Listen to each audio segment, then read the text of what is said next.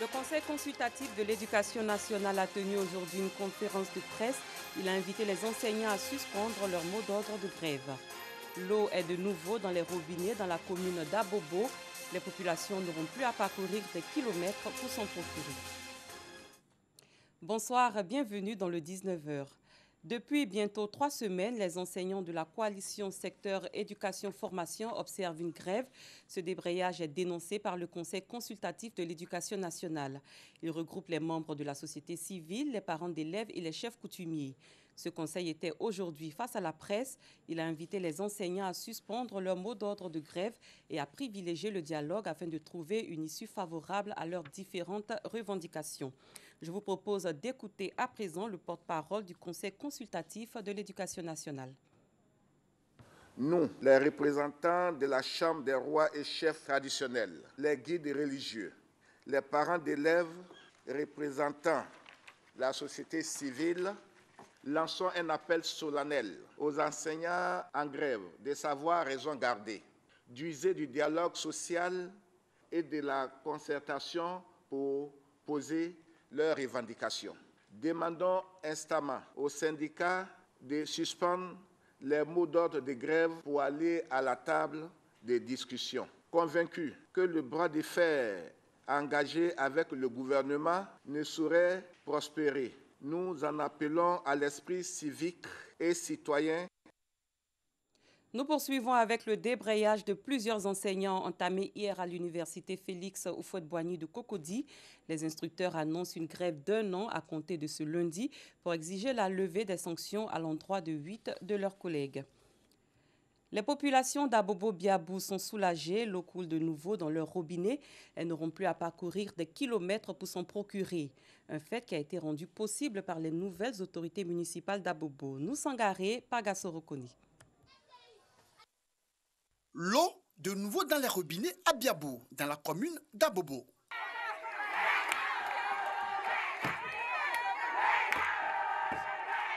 Dans ce quartier d'environ 20 000 habitants, les populations souffraient d'un manque criard d'eau potable depuis plus d'une décennie. Il fallait, pour avoir de l'eau dans ce quartier, parcourir des kilomètres. Il y a un moment, il n'y avait pas de l'eau là. On en payait l'eau là dans un bidon. Payait 100 francs ou 150. Je pouvais comme 20 bidons comme ça. Ou au moins 15 bidons. Par jour, on pouvait mettre 2000 dans l'eau. 2000 là, c'est pour 2 jours. Ça nous fatiguait trop. Si on se lève matin, on se lave matin. Le soir même, on ne se lave pas. Puis ce qui me fait encore plus mal, c'est que facture d'eau, ça vient. On ne consomme pas de l'eau, mais ça vient. 16 000, 13 000, on s'en paye. Depuis le samedi 20 février dernier, les habitants de Biabou ont le sourire aux lèvres. Ils reçoivent de l'eau en permanence. Une initiative des nouvelles autorités municipales de la commune. Autorités coutumières, religieuses et associations féminines du quartier ont donc effectué nombreux le déplacement à la mairie d'Abobo pour témoigner leur reconnaissance au premier magistrat de la commune, Ahmed Bakayoko. Durant la campagne, nous avons exprimé nos désidératas, dont le problème de l'eau. Donc, il nous a donné sa parole. Et la parole est vérifiée et vérifiable aujourd'hui. L'eau coule dans les robinets de Biabou. Jeanne Pemont, représentant le maire Ahmed Bakayoko, a rassuré les populations quant à la volonté de la nouvelle équipe municipale de faire de la commune d'Abobo une cité attractive pour leur bonheur. Direction la sous-préfecture de Kokumbo, précisément Sérémé, dans le département de Djekanou, où a été intronisé vendredi dernier un nouveau chef de village. Ce dernier préside désormais aux destinées de Sérémé, 12 ans après le décès de son prédécesseur, au terme d'un conflit de succession. De quoi s'agit-il? Comment ce conflit va-t-il impacter l'essor de cette localité? Comment se déroule la succession à la chefferie chez les Baoulé Faafoué? Des réponses avec Léon Brou. Voici Sérémé, un village du canton Faafoué dans la sous-préfecture de Kokumbo. Comme dans le grand groupe Baoulé, ici on ne le devient pas, on est chef de village. Sur les Akans surtout, les Baoulés, la succession se fait par filiation. Par exemple, dans le canton de Ranois, on regarde dans la famille et on leur demande de trouver un enfant, pas n'importe quel enfant, un enfant bien établi, un enfant bien intelligent qui fait partie de la lignée des chefs. Mais quand décède en 2007 le 4e chef de Sérémé, s'installe une administration provisoire, recours de la tradition. À sa mort, il était question de trouver un successeur. Mais qui a enterré Nana Oufoué qui était là? Ils l'ont confié à sa sœur Marie Akissi. 2011, le nouveau chef de Sérémé est désigné selon les us et coutumes. Il sera reconnu par l'administration au terme d'une consultation populaire. Mais un bicéphalisme s'empare de la chefferie, l'administrateur provisoire refusant de céder le siège. Conséquence, des projets de développement échappent à Sérémé. Aujourd'hui, même, il y a le centre de santé qui traîne, parce que quand il y a un projet, on envoie une correspondance. La note se retrouve dans les mains de l'antagoniste, si je peux le dire, il le déchire. Sérémé, village moderne, voilà le défi à relever de la vie du médiateur dans le conflit de succession, le préfet de la région du Bélier et l'ex-premier ministre Charles Konabani. Tous invitent à la cohésion autour du chef du village. Le chef est désigné selon la tradition.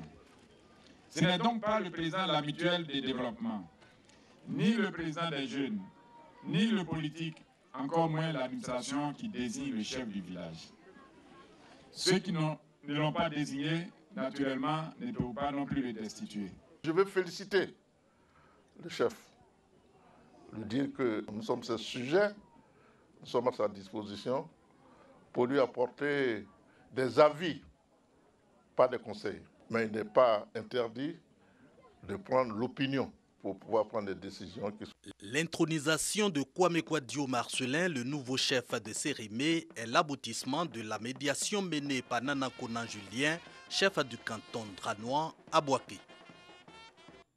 Un peu plus loin de Sérémé, le village de Tchelekro dans la ville de Bouaké est en plein essor avec la construction d'habitations, la création d'infrastructures routières et scolaires qui meublent désormais le paysage de cette localité en chantier.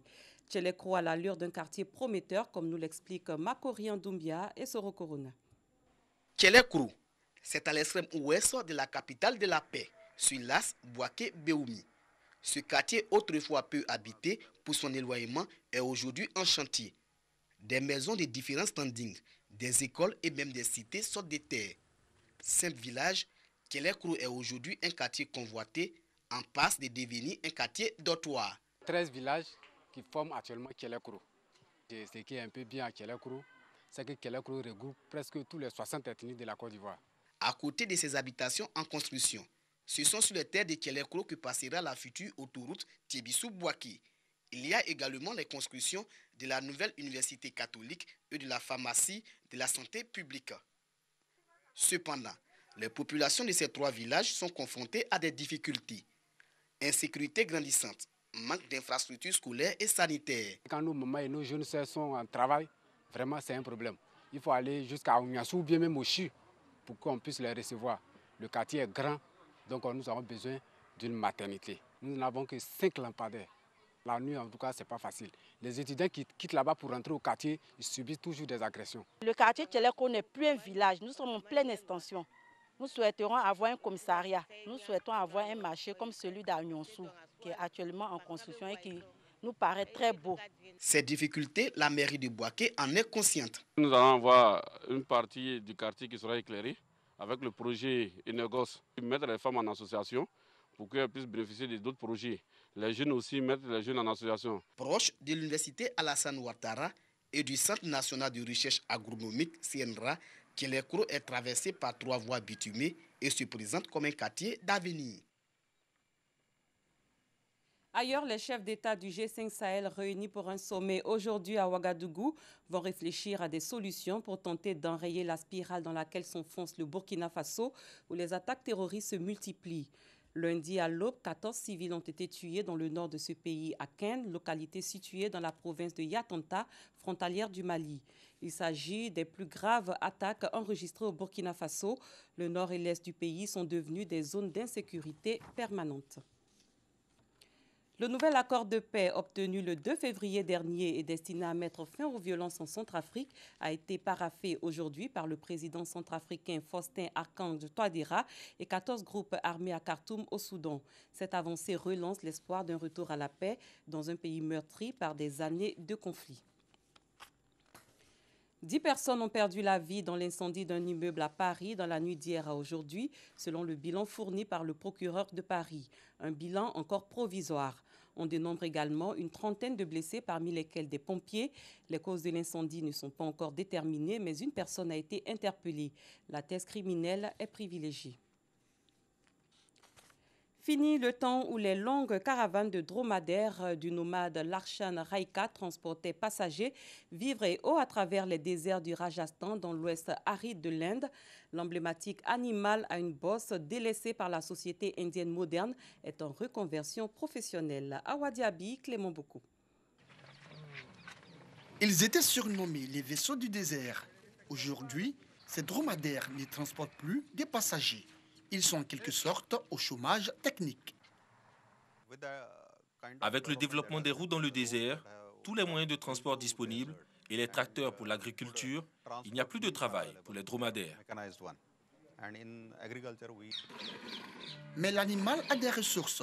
Son lait contient un niveau élevé d'insuline. On s'est rendu compte que le lait de dromadaire aide à maintenir le taux de glucose dans le sang.